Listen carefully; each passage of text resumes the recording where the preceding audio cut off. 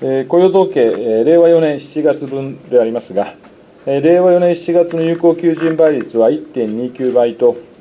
前月より 0.02 ポイント上昇し、7ヶ月連続の上昇となり、また、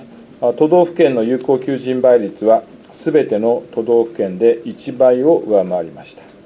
た。完全失業率は 2.6 倍と前月と同水準となりました。求人・求職の動向や労働力調査の結果を見ますと、現在の雇用情勢は、求職者が引き続き高水準にあるなど、一部に厳しさが見られるものの、緩やかに持ち直しています。今後とも新型コロナウイルス感染症が雇用に与える影響に留意する必要があると考えております。2点目でありますが、本日、令和4年4月時点の待機児童の解消に向けた取り組みの状況を公表いたします。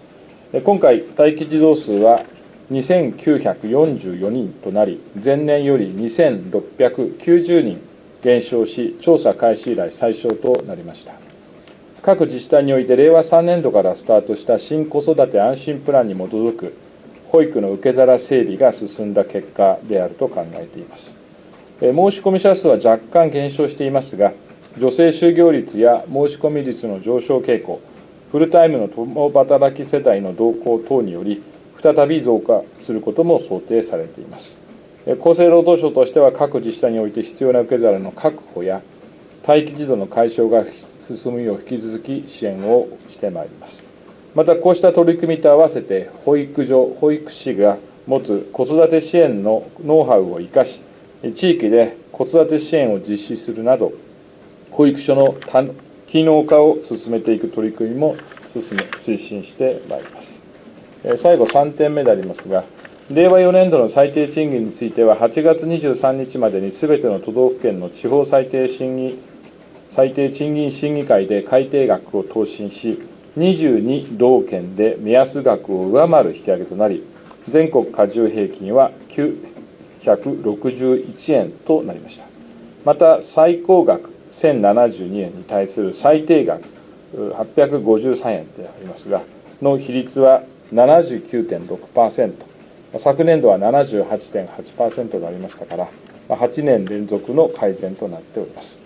この最低賃金は10月1日以降順次発行してまいりますが、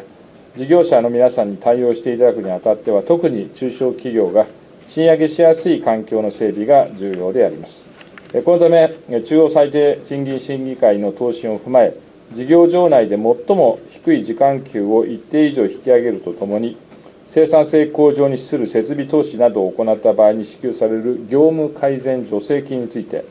原材料費等の高騰の影響を受けている事業者や、最低賃金が相対的に低い地域の事業者を対象に、より使いやすくなるよう、9月1日から拡充をすることとしました。引き続き生産性向上に取り組む中小企業へのきめ細かな支援などに取り組んでまいりたいと考えております。私の方からは以上であります。